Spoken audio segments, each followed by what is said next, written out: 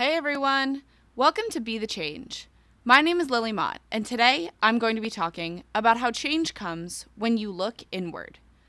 I am so excited to share this guest story with you this week because she is doing amazing work and her name is definitely going to be one to remember in the future. So, this week's guest is Anjali Chadha, who is the founder of an organization called Empowered, which is working to support women of color in learning technology skills and help real businesses while they're at it. Anjali is really interested in STEM and how we can get more girls and women involved in the field. So, without further ado, let's get started with this episode featuring Anjali Chadha.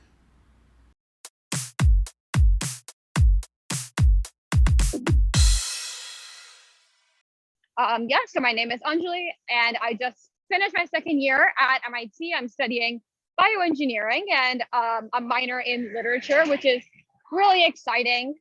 But I have been working on my nonprofit organization, Empowered, for the last, I guess, 6 years now, which is really crazy to think about. Empowered has really evolved over its existence, but by and large, like my mission and our focus has kind of been to really uplift and bring together young women of color through kind of the world and the lens of technology and through kind of helping them bring technology to their own communities in different ways. So that's what Empowered has kind of generally done over the last several years now, and we're kind of in a what I would call like a vision shift right now. We're like redirecting what exactly we want to do and rethinking where we want to go from here. And other than these things, like I'm really passionate about social justice in general and about advocacy and about the arts. Like my day job or what I spend most of my time on is synthetic biology research. But aside from like the world of STEM, I'm passionate about a ton of other things. And I think like a lot of these elements are really important for positive communities. So I try to work on all kinds of different things when I have the time to. Yeah, I hope that's like a good enough intro. That's perfect, and I'm so excited to learn more about Empowered and all of the work you're doing with your nonprofit.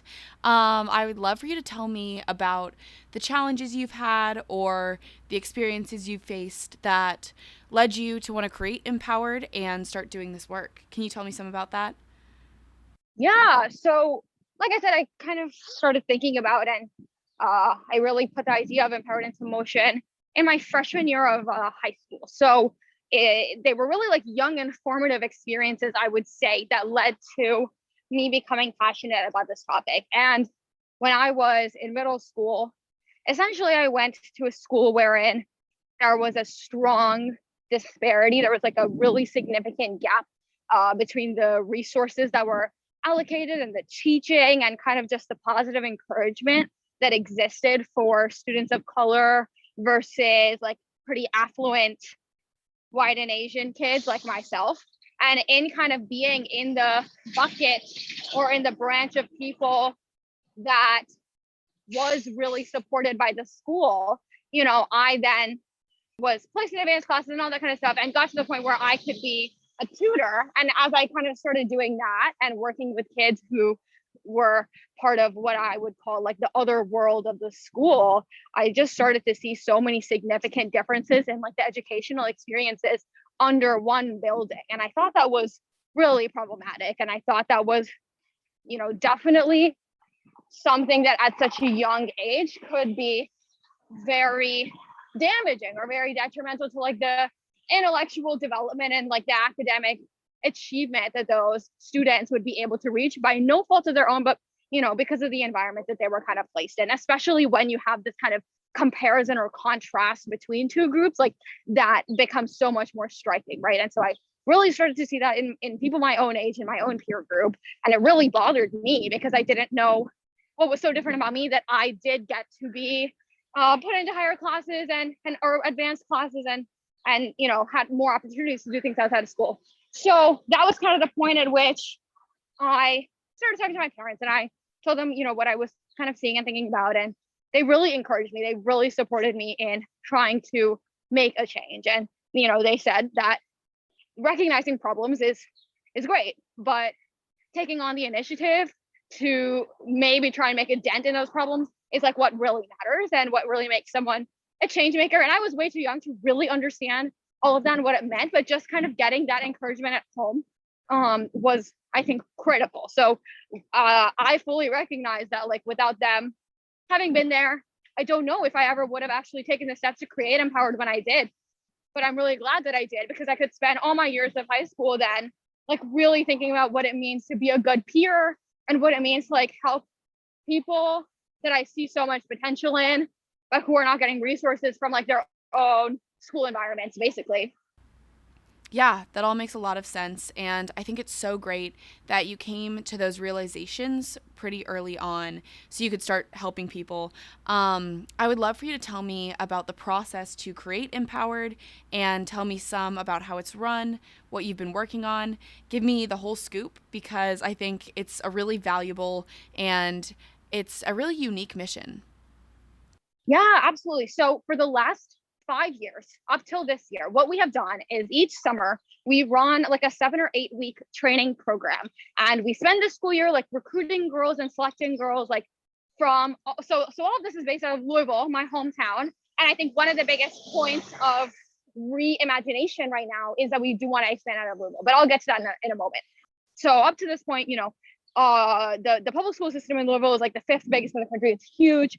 There are several disparities, and so we really target the schools that we know are like pretty underprivileged and really have girls who could really benefit from more exposure. And so we spend a bulk of the year kind of making sure that we have girls who are interested and raising money and all of these other things. And then we run our summer training programs, which have looked a little different each year, but basically we focus on a really wide range of technical skills. So we'll do things ranging from app development, like web development, graphic design, 3D printing, like some robotic stuff. And I basically have been creating the curriculum with help of like a few other people, with help of like some teachers and stuff. But generally I create the curriculum, and I kind of with a few other people will teach the program through the summer. So it's kind of like a 9 to 5 like internship or job for the girls, because they get paid through the experience. And the reason for this is that because we end up targeting a demographic that would otherwise be needing to work jobs to support their families. Like they're very low income families, oftentimes single parent households. And so like we provide the opportunity for them to earn for the work that they end up doing, like through the skills that they learn through the program. So it's kind of like a job, but it is like a very hands-on and very educational program, if that kind of makes sense. So what we've done in like previous years with regards to like deliverables have been, we actually like partnered with the Public School Systems Foundation one year, and we rebranded, or when I say we, I mean the girls that participated in Empowered that year, rebranded like the whole foundation's website and all of their kind of like social media and everything. And it ended up being like super public facing, which I think was very exciting in the sense that what they did became very tangible, like to their own lives and to their own like communities, right? Another year, we worked with a bunch of like women-owned small businesses in the community and helped them make like prototypes of their product. And so like a lot of those companies were like design companies or clothing companies, or things in kind of like that realm that is like exciting and interesting to young girls.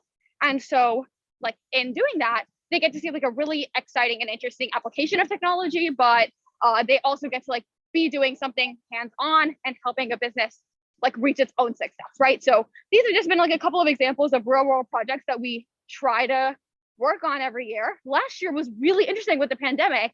I didn't know what we were going to do, but we ended up doing like completely virtual programming.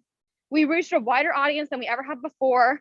Like our audience spanned several states, all the way from California to New York. So, both coasts or whatever.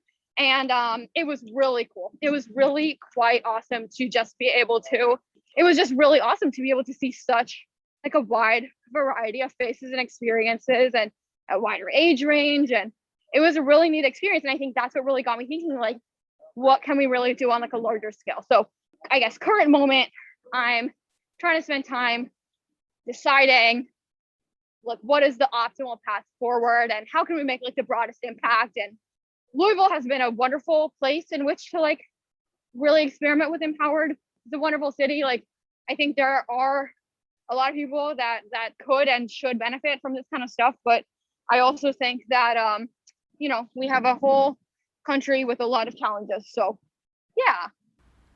Yeah, definitely. And I think that's a great point. I'd love to ask you as well why you, as a woman in STEM, why do you think it's so important for young women to learn about technology and have those skills that you're teaching them through Empowered? Tell me why you feel like that's so important, even in other fields outside of STEM. Yeah, that's a great question. So I think I'll kind of look at what you just said in two different ways. First, I'll talk about like what I see these girls take away from the program. And I think that on a very personal level, the girls develop a sense of self-worth and self-confidence that they had perhaps never encountered before, because a lot of the times they're coming from places wherein like they are constantly told that they can't succeed or they can't move forward. There aren't any pathways like out of the situation that they're in. And when they kind of come into this environment where they're in a group with other people and they're being told and encouraged and they can like firsthand see the output that they produce, it is very confidence building. You kind of see a lot of them come out of their shells, and by the end of the program, they have so much more independence than they ever did before. It's really, really cool to see. Like every year I see this transformation. It's amazing. And why this matters is because from that point on, it's not really about the world technology per se. It's about them having that autonomy and having that like determination and drive to be able to move forward with any pathway that interests them. Like so many of the girls come in not having any interest in college or not thinking that they could ever like go on to higher education.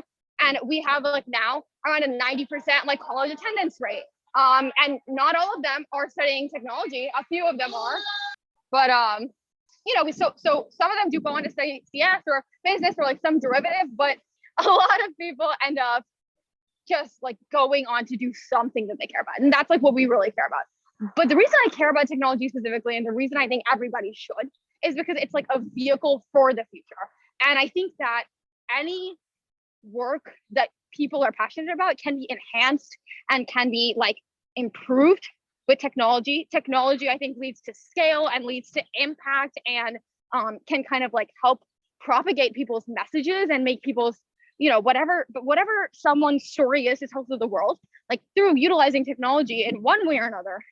I think that like that message can be shared so much more broadly, and I think that's really important for any young woman who like needs to or wants to find herself and like and just have a booming trajectory and totally like break this ceiling. So to me, I love STEM and I love science and technology because like I think that these are the most interesting and relevant problems to like solve in the world right now. Not everyone might feel that way, right? But that's okay, because I think that just coupling technology with whatever someone is interested in is just as impactful and just as important. So that's kind of, I think, my goal at the end of the day.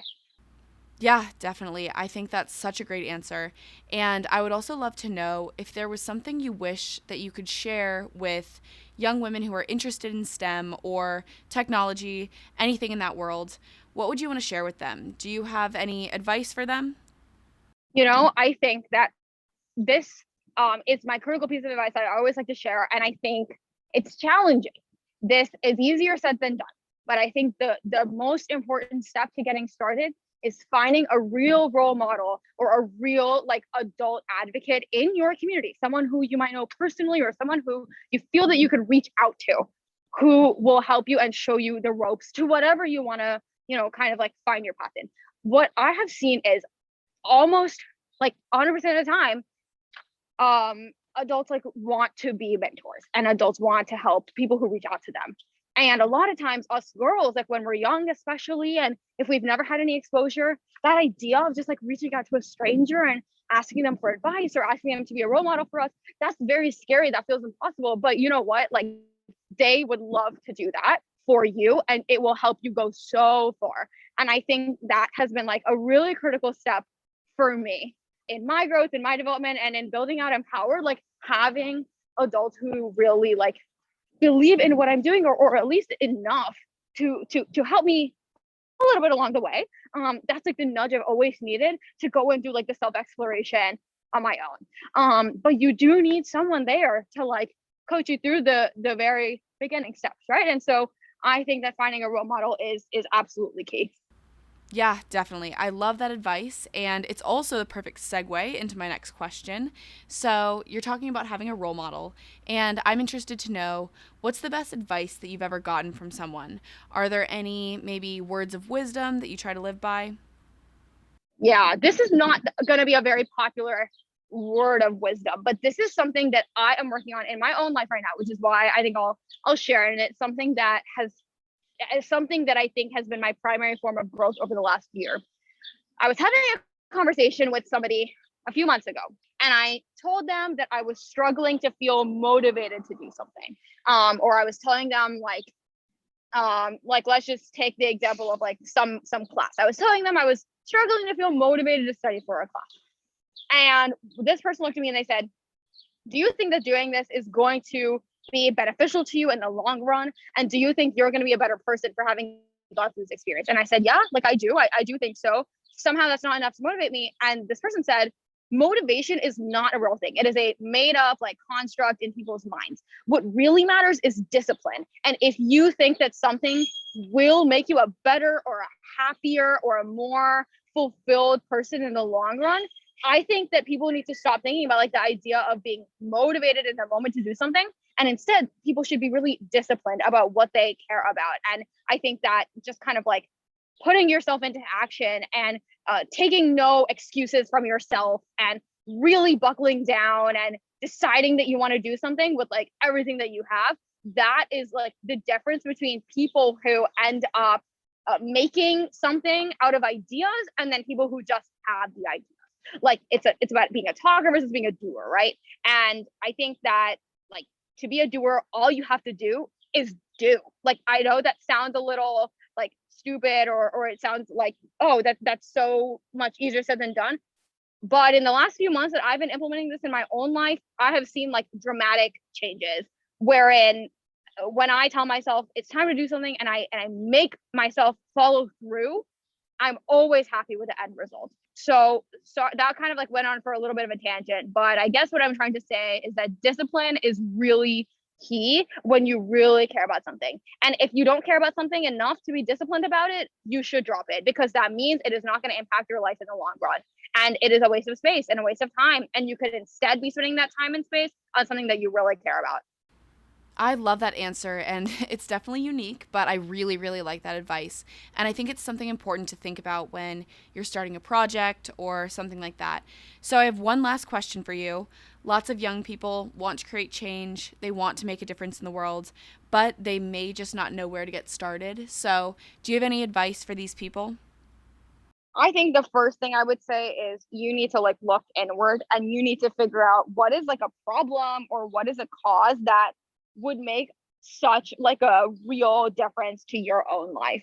And once you kind of determine something that you genuinely like care about from within, and it's not something that like other people are telling you to care about, it's not something that you're expected to do. It should be something from within. Once you determine something like that, I think it becomes so much of a need, like it's like a driving force that at that point you can't help but like shut up about it. And so I think the first step is genuinely like finding a real problem that you're best suited to work on.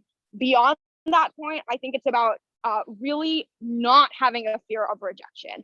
And this is tough, and I think that people really struggle with this. Everyone struggles with this in personal life and in your work life, like whatever. Everyone has a little bit of a fear of rejection, but minimizing that as much as possible, I think always leads to the best results. Because so you go up to 10 people to try and help you out with the organization, and every single one of them says no. Does that mean that you stop, or does that mean that you ask another 10? To me, it will always mean you ask another 10. And at some point, like you do a cost benefit and it seems like it's not going to work out. Okay, it's not going to work out. But I think pushing yourself to like 110% is really key. And like really just don't have fear or don't have shame that like people are going to judge you or people are going to talk about you. Like they will. And it doesn't matter because if you get to your end goal, that's all that matters, right? So I think that's what I would advise young people to kind of think about when they want to work on a significant problem. Just like put your head down and you do your thing. Other people's take on it, like, doesn't matter. If it's not positive, then it shouldn't matter.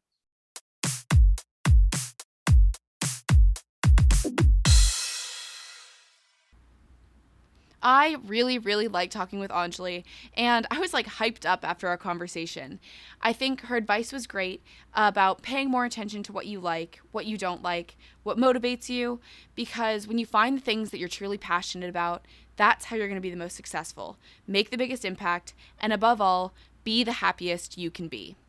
Anjali is doing great work with Empowered, and it's all because she's working on a cause that she loves and she's working toward a goal that she's really, really passionate about. And, as she said, change comes when you look inward.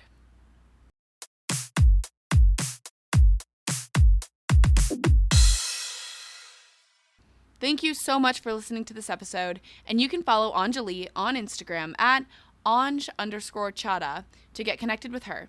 If you want to talk about anything I mentioned, please reach out to me by email at lily@bethechangepodcast.org or on Instagram at bethechangepodcast. Tune in for my next episode, but until then, be the change you wish to see in the world. Bye, guys.